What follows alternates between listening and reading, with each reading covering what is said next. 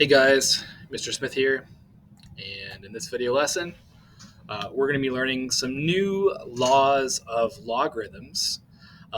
If you think back to, many of you guys, would be a grade 9 course, you learned your basic exponent rules, where if you multiply two powers with the same base, you add the exponents, you divide two powers with the same base, you subtract the exponents.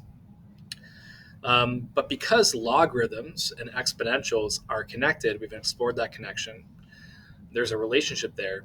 How do those exponent laws transfer to logarithms? Are there equivalent logarithm laws that we can use to make use of? We're going to dive into that right now. To start, I have a little investigation for you guys. Firstly, just on your calculators, can you evaluate log 1, log 10, log 3, log 1,000, log 10,000?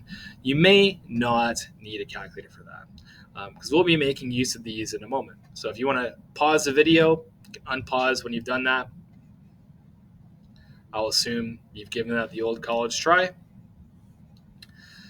But we can just do these with mental math. Remember, log of 1 is saying 10 to what power gives you 1? That's 0. 10 to what power gives you 10? That's 1. 10 to what power gives you 100? That's 2. 10 to the power of 3 is 1,000. 10 to the power of 4 is 10,000. So we'll keep those in our back pocket for later. The meat and potatoes of this investigation is for you to graph these four functions. Log x, log 10x, 100x, 1000x, and 10,000x. What you're going to see is there is a special connection between these. The question here says graph the following family of functions. Once you actually graph them, you're going to see why we call them a family. So I have Desmos loaded up here. Here's y equals log x. And you guys on the same grid, just 5 entries, plot those 5 functions. And can you describe how they are related to each other? And I've given you guys a little bit of a clue to get started. Think transformations. What transformation kind of relates these functions? So I would strongly suggest pause the video, give these a graph, have a think on it, and then unpause when you're ready. I will assume you've done that, and so I'm going to come along for the ride. There's the graph of the log of 10x, the log of 100x, the log of 1000x, and the log of 10,000x. Hopefully you would agree that these graphs, even though we don't see this occurring in the equation just yet, these graphs appear to be vertical translations of each other. Every time we did the log of another power of 10, it shifted the graph up by 1 unit. So that's pretty interesting.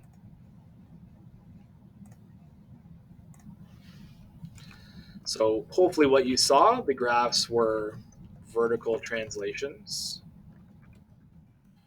of each other. And what we saw was essentially every power of 10 inside the logarithm translated the graph 1 unit up. So why is this true? Why did this happen? Well, we can show why. So in this table, and I'll do the first row with you, we're going to show why these logs of powers of 10 gave us vertical translations. So what you saw was when you graphed the log of 10x, you saw that this was just equal to, it was the same as the graph of log x. It's shifted up by 1 unit. So if g at x is log of 10x, we can also write that as the log of x plus 1. Right, that's true. The graph of log 10x is equivalent to the graph of log x plus 1. It was shifted up by 1 unit. But we can write 1 as a log of base 10. So we can also write this function g of x as a log x plus log 1. Excuse me, plus log of 10, because 1 is log 10. 10 to the power of 1 is 10. Can you guys repeat this for the following 3 entries? Log 100x, log 1000x, log 10,000x. When we do, those first and third columns will kind of illustrate a rule for the logarithm of a product. So I would strongly suggest pausing the video, unpause when you're ready.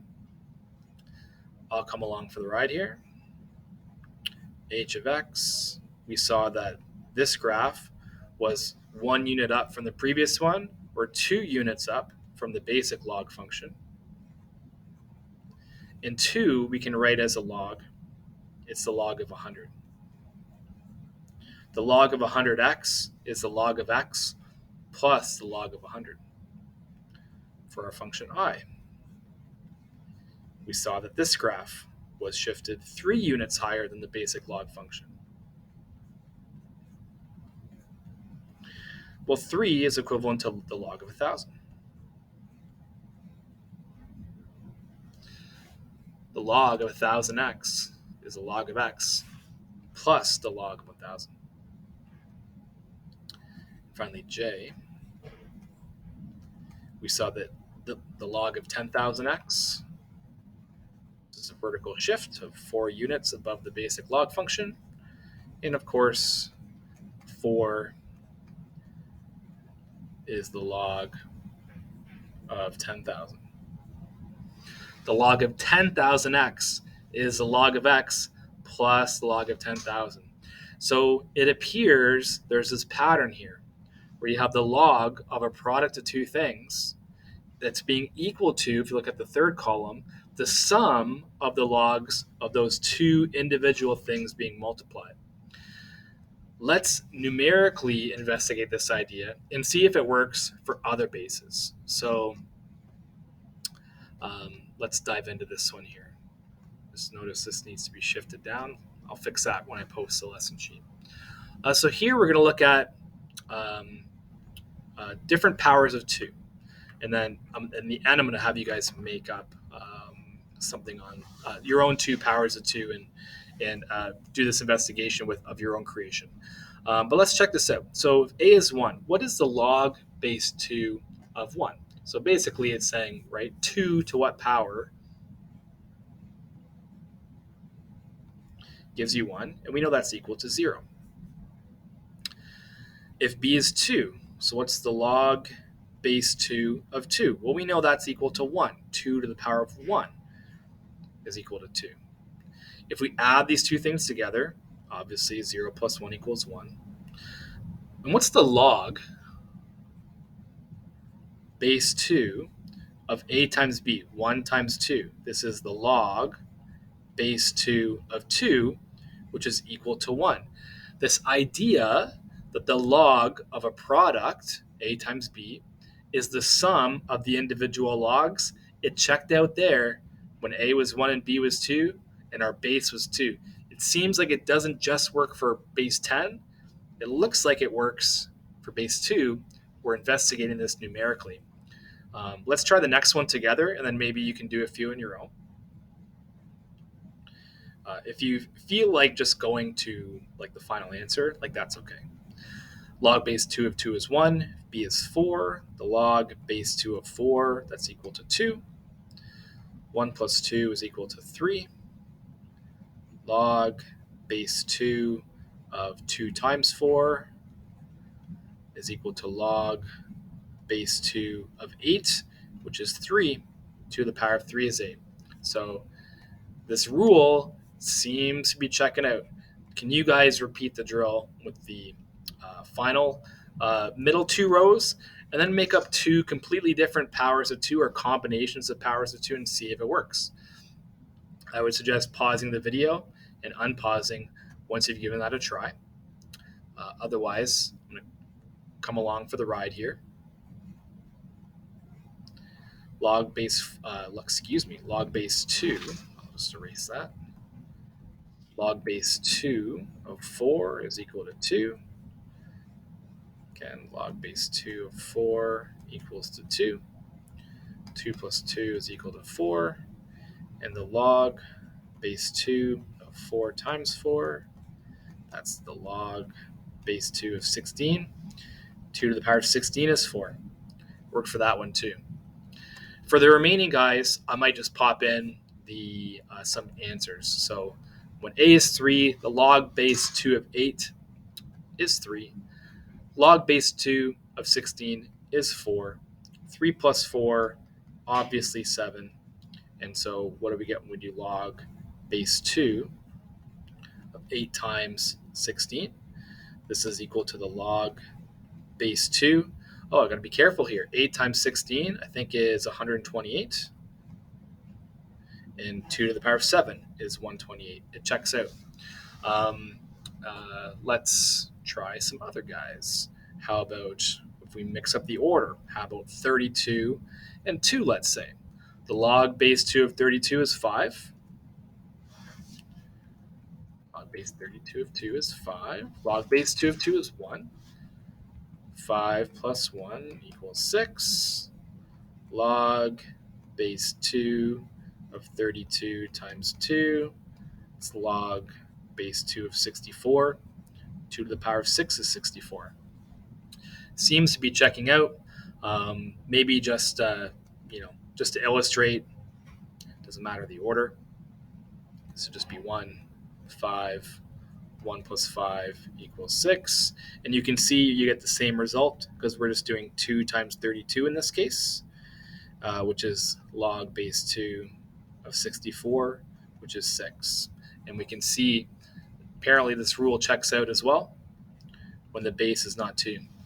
So possibly, arguably, a little bit of overkill there. We looked at a lot of cases. Hopefully you're convinced that this law is true.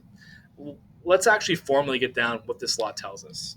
And then it doesn't actually take a lot for us to prove this using skills we already have. I just realized my glasses are filthy dirty. I suppose I could pause my video recording to do this, but what's done is done. All right, that's a little better. Okay, the property that you guys have just looked at is called the product law of logarithms. And we're going to state it first, and then we're going to prove it afterwards. So let's dive in here. What is the product rule of logarithms? So it says that the log base b, so this works for any base, of m times n is equal to the log base b of m. Does that have an extra? It does. Let's have an extra thing. M, there we go, plus the log base b of n. So that is the rule that we have looked at. When you have the log, doesn't matter the base, of a product, you can write that it is equivalent to the sums of those individual logs, which is pretty cool. Now, we need to stress this works for bases bigger than 0, as usual. Base can't be 1, as usual with logs. And what we really need to be careful of here is restrictions on m and n. For log base b of m to be defined, we need m to be greater than 0. Same with n for log base b of n. We need m to be bigger than 0, and we need n to be bigger than 0. Even though if you look at the original, like if m was, say, -1 and n was -1, and that product would give you a positive, so you could evaluate the left-hand side. On the right-hand side, you would not be able to evaluate log base b of -1 and log base b of -1. So we do have this condition. The individual bases or results m and n have to be positive. And yeah, as I said, it doesn't take much to prove this. We can do it using our knowledge of basic exponent rules and our new knowledge of logarithms. So let's give it a proof. So our starting point is we're going to let x be equal to log base b of m, that one part, and we'll say y equals log base b of n, that second part. If we take those expressions in logarithm form and rewrite them in exponential form, then we could use our exponent laws we already know to prove this idea. Let's see what I mean by that. So x equals log base b of m. Base is b, x is the exponent, the result m. And the second guy, base is b, y is the exponent, n is the result.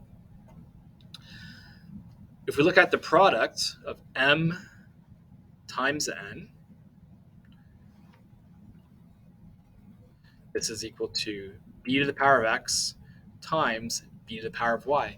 And you guys know how b to the x times b to the y simplifies using our exponent rules from earlier grades. That's equal to b to the power of x plus y.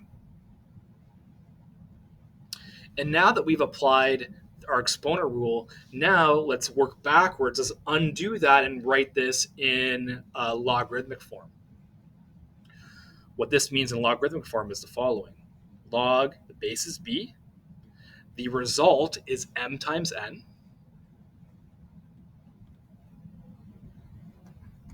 and the exponent is x plus y. Of course, what's x and y? We defined those earlier. We have log base b of m times n. X was the log base b of m.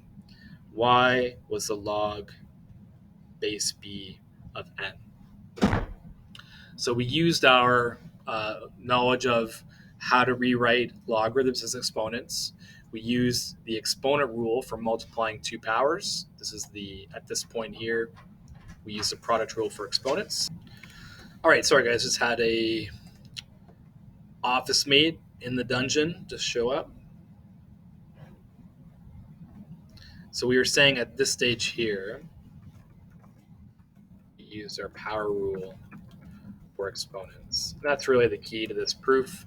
Otherwise, it's just taking logarithmic form, turning it into exponential form, looking at the product, applying our power rule, and then undoing it, turning it back into log form. Now, there is also a quotient law of logarithms. And let's get it down.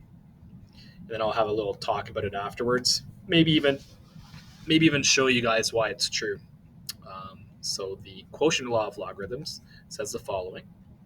So log base b, and if you have a quotient inside the log, m over n, then this is equal to the log base b of m minus the log base b of n. And again, this is true for positive bases that aren't 1.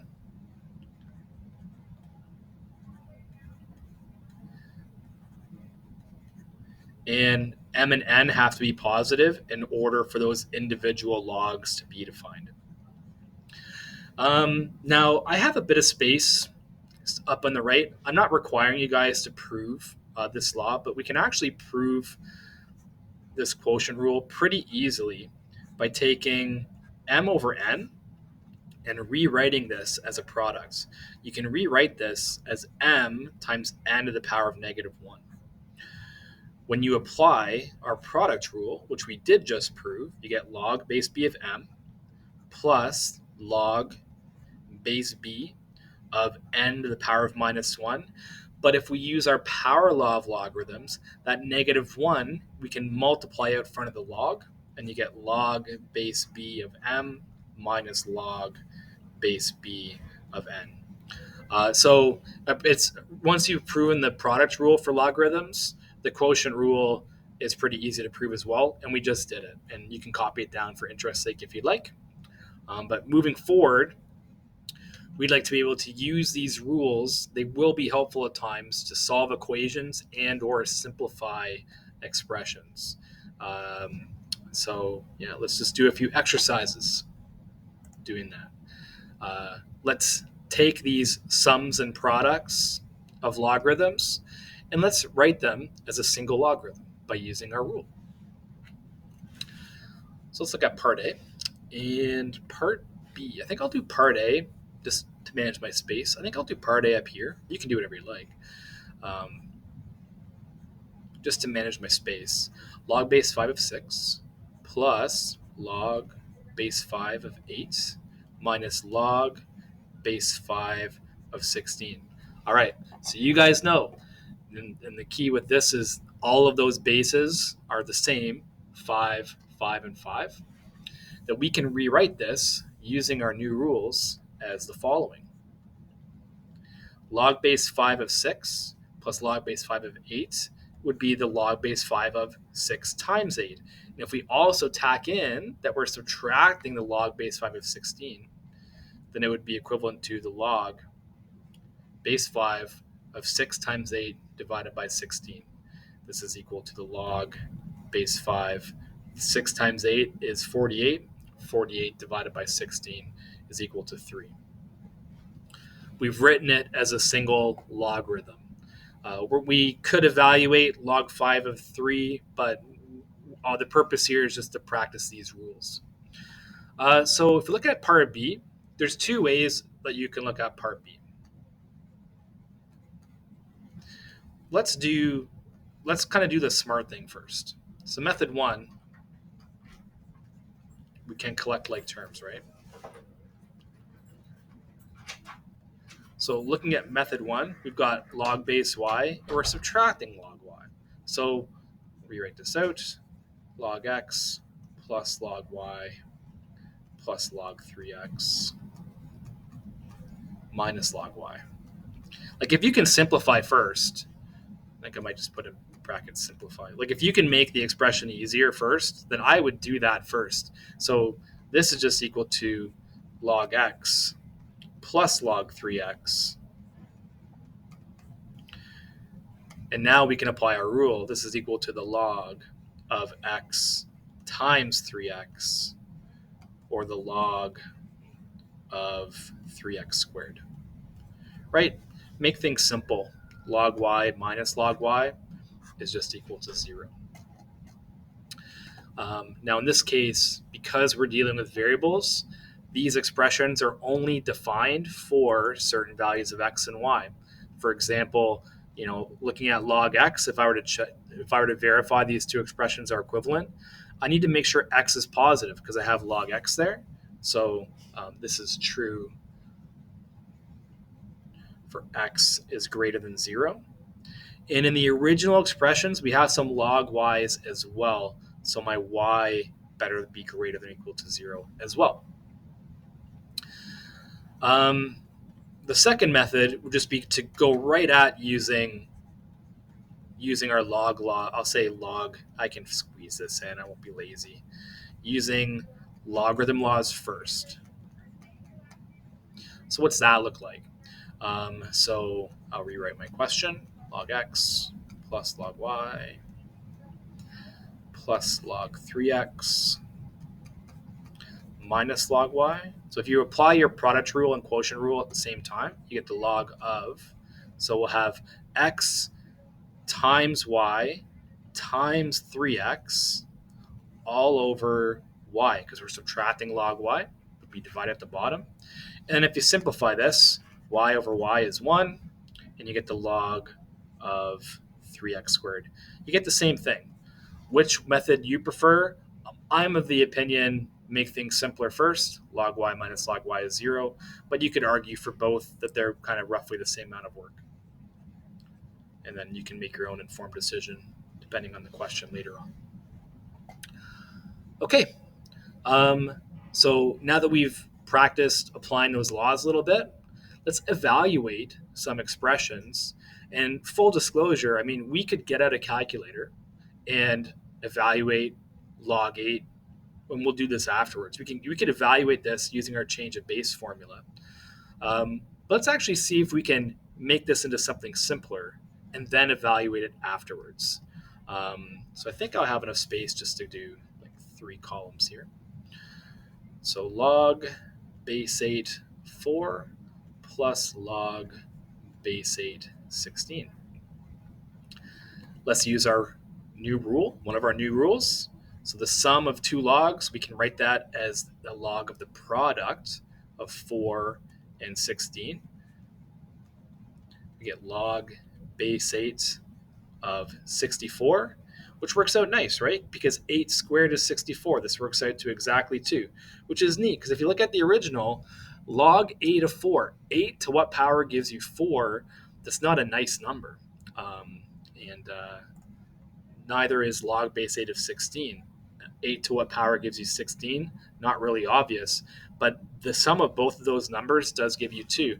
And we can check this. If you guys do the log of 4 divided by log 8 using our change of base rule plus log 16 over log 8 using the change of base rule, you can verify that that does give you 2. And I'm going to just check that as well. Log 4 divided by log 8 plus log 16 divided by log 8 equals exactly 2. Exactly. Why can't I get this? Exactly 2, which is pretty cool. Now, again, we could have just done that on a calculator. The goal with this kind of question isn't just to get the answer, it's to apply our log rules first. Then we can evaluate when it's more simple, because you guys could have done that with mental math using our method instead of a calculator. Okay, let's look at B. Log base 3 of 405. Again, 405 is not a power of 3, so that would be a little awkward to do. Minus log base 3 of 5. Again, a little awkward. 3 to what exponent gives you 5. However, when you use your quotient rule, we can write that as log base 3 of 405 divided by 5. 405 divided by 5 is 81. And that is a nice power of 3. It's 4. And I would suggest, as a just exercise just to verify for yourself, try doing log 405 divided by log 3. That's what log base 3 of 45 is equal to. It's how we've evaluated these in the past. Minus log base 5 over log 3. And we should get 4 as well. I'm going to check. Log 405 divided by log 3 minus log 5 divided by log 3. Exactly 4. Exactly 4. All right. Now let's look at C.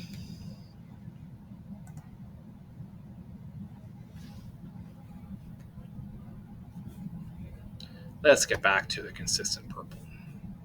Let's do part C. Okay, so we have 2 log 5 plus half log 16. That's log base 10. Log base 10 of 5, not a nice answer. Log base 10 of 16, not a nice answer. But if we were to use a bunch of our laws in combination, maybe we can make this something simple that we can evaluate just using mental math. So we're going to start off. Let's apply our law, our power law of logarithms.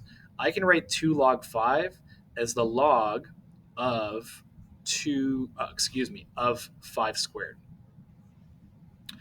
Right, to use our log rule, the product rule or quotient rule, we actually have to have a log plus another log, right? So we actually have to deal with those constants out front by using our power law.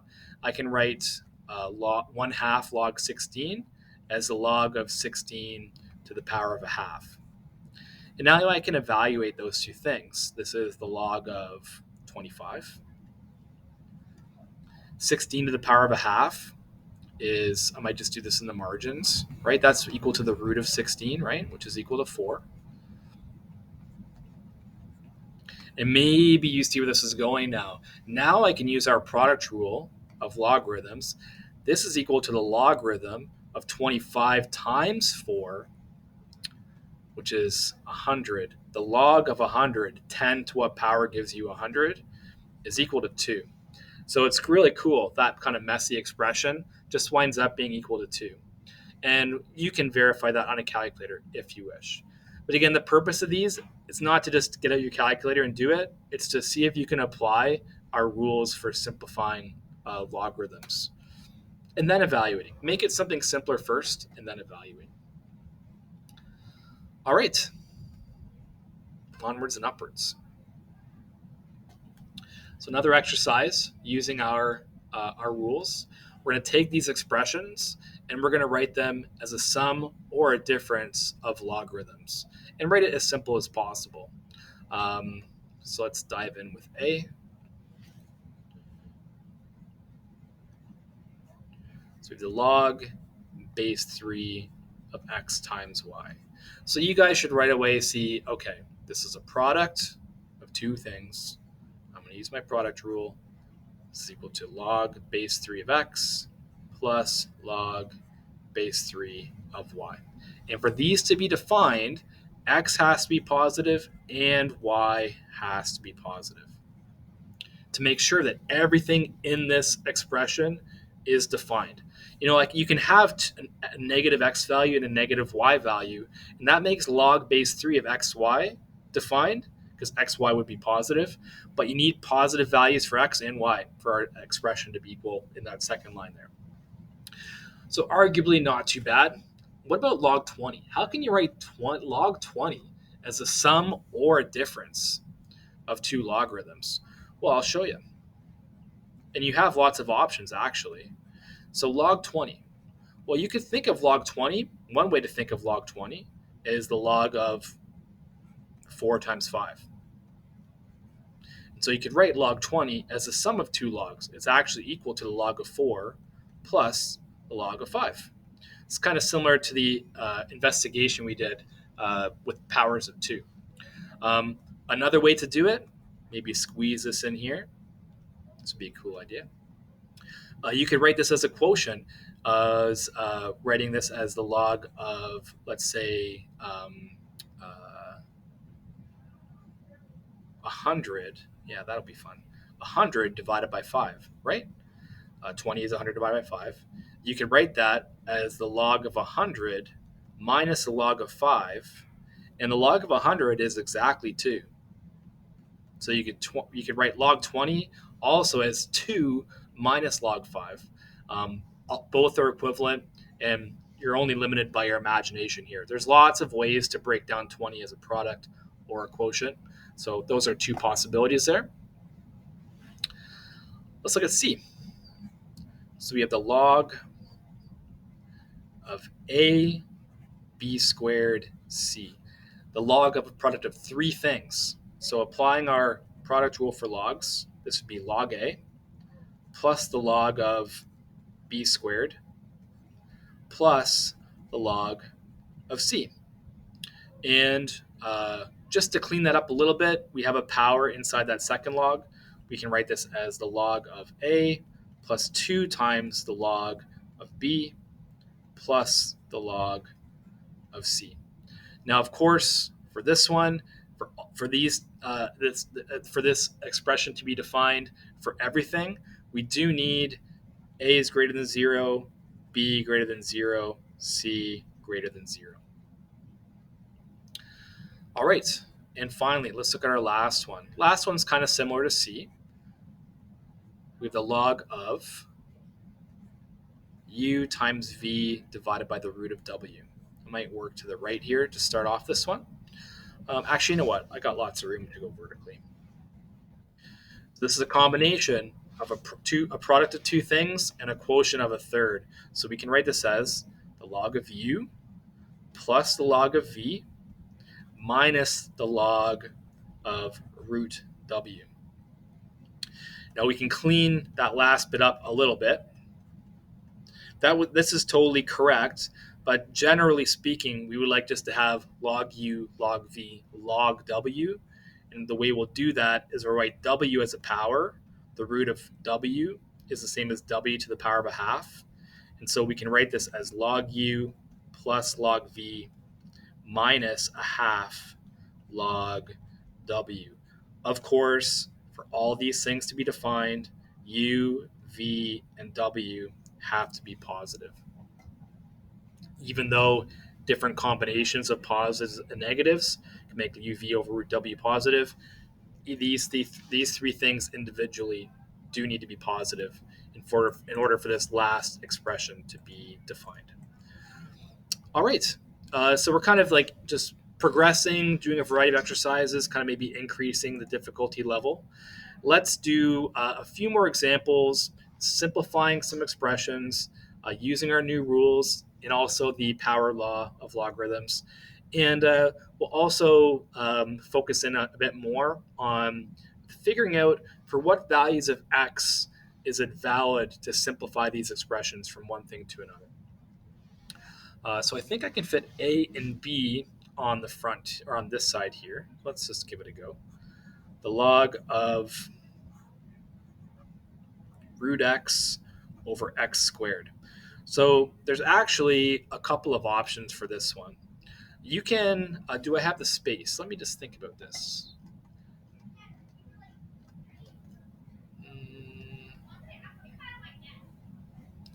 I think I can do this both ways. Let's just do it. Let's just do it both ways. So I wonder if I do this. We're just going to give this a shot. I'm not sure how this is going to look. So the first way is that, the root x, like we can actually simplify what's in the exponent to a single power of x, right? The root of x is x to the power of a half divided by x squared. And 1/2, then you can use your exponent laws, like a half minus 2 is equal to -3/2. And now you can just bring down that exponent using your power law of logarithms. That's just -3/2 times the log of x. Of course, x has to be positive. If you wanted to, you could also just right away use your quotient rule. So you could write this as the log of root x minus the log of x squared. Of course, root x is a half, right? Or like x to the power of a half minus log x squared.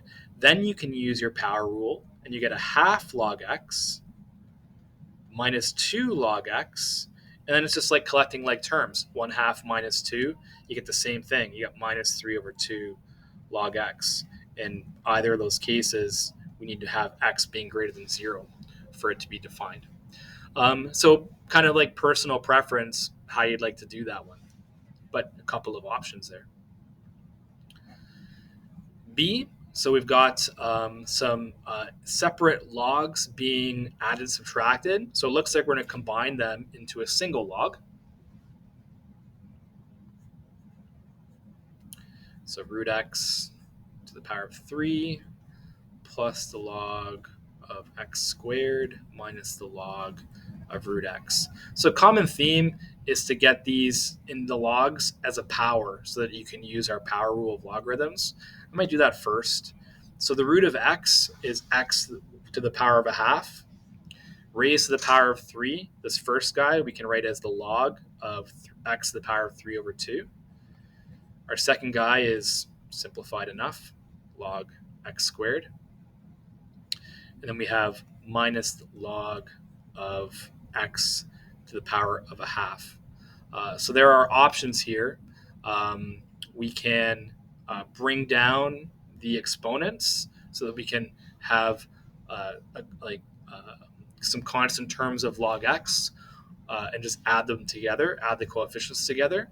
Or we could do, you know what? I have the space to do both. So I'm just kind of improvising here, just showing you guys a variety of tools. So maybe the first way we could do this one is we could write it as a single log, and you'll have x to the power of 3/2 times x squared divided by x to the power of a half. And so you get 3/2 plus 2 minus 1/2. It might be easier to think of it as 3/2 minus 1/2 because that gives you 1. And then plus 2, this actually in the bracket simplifies to the log of x cubed, which we can write as 3 log x. Works out to be pretty nice. Alternatively, you could write log of x to the power of 3/2 as 3/2 log x plus 2 log x, bringing down the powers, minus a half log x. And then it's just like collecting like terms, right? 3 halves, or like 1.5 plus 2 minus 0.5, you end up getting 3 log x. Which one do you prefer? Like, it doesn't really matter. Like, they both work. But yeah, I think I'm glad we did both ways there. Of course, for each one of these, x has to be, whichever way you do it, our restriction is that x has to be greater than 0. Okay, let's look at our next one. Our next one's interesting is because we'll do the simplifying, but at the end of the day, we're going to have to ask, well, what makes 2x minus 2 greater than 0? And what makes x squared minus 1 greater than 0? So let's do C. Okay, we got lots of space for C. Old man brain is forgetting what C looks like. Log of 2x minus 2, I think. Log of 2x minus 2 minus the log of x squared minus 1. All right, we're going to tie in a lot of things. First, let's use our quotient rule of logs. You can write that as a quotient, 2x minus 2, all divided by x squared minus 1. And we can actually simplify what's in the brackets there by factoring. I can set up some square brackets here. We can common factor the top, 2 times x minus 1. You can factor the bottom as a difference of squares, x plus 1, x minus 1. So here all we did was factor. And then those factors of x minus 1 divide out. And what you're left with is the log of 2 over x plus 1. So I would consider that fully simplified. I mean, perhaps it's a single log, but I mean, this is equal to log 2 minus the log of x plus 1. Like that, fairly simple too. I would consider log 2x plus 1 to be simplified there. But what are the restrictions though? So we got to make sure that both of the original logarithmic expressions are defined, right? So we need 2x minus 2 to be greater than 0. And we have experience solving inequalities like that. In fact, let's just do it. We can just kind of solve it like an equation. Bring over the minus 2. 2x is greater than 2. So x has to be greater than 1. So for this simplification to hold water, you have to have x being bigger than 1 to make sure that original 2x minus 2 is positive.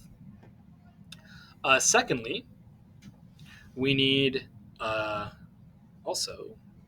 we need x squared minus 1 to be greater than 0. Now, this isn't too bad to solve, even though it's quadratic. We need x squared to be greater than 1. And we can kind of just reason this out. So for x squared to be greater than 1, if x is positive, that just means that x has to be greater than 1. Because when you square a number greater than 1, you get a number greater than 1. Or you could square a negative number. So if x is less than negative 1, negative 2, negative 3, etc., when you square that, you will get a value that is bigger than 1. So both of these things have to be true.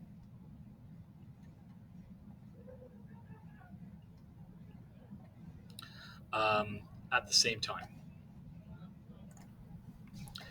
So for both, I might just add a little text block here. For both of these to be defined, for both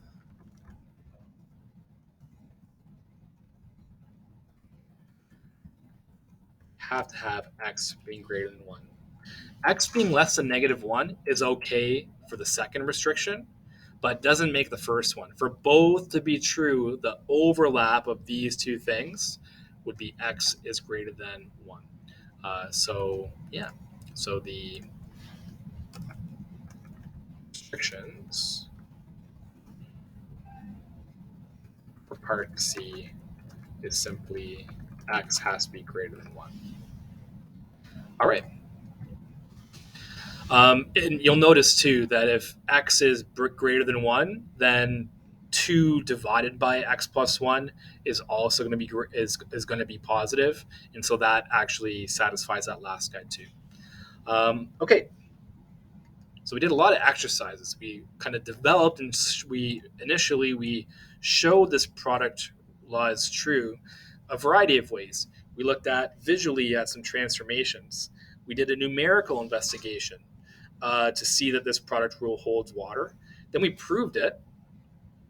We used the proof of the product law to look at and state a quotient law and show it was true. And then we did hopefully you guys got lots of experience simplifying expressions.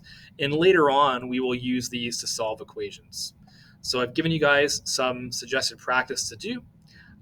Again, for questions with lots of multiple parts, if you're feeling good, do 1 or 2 or whatever you need to do. You know what you need to do to feel good and get confident and become a pro at this stuff. All right, that's it from me, guys. Thanks for watching. Hope you guys are having a good day. Stay well. We'll see you soon.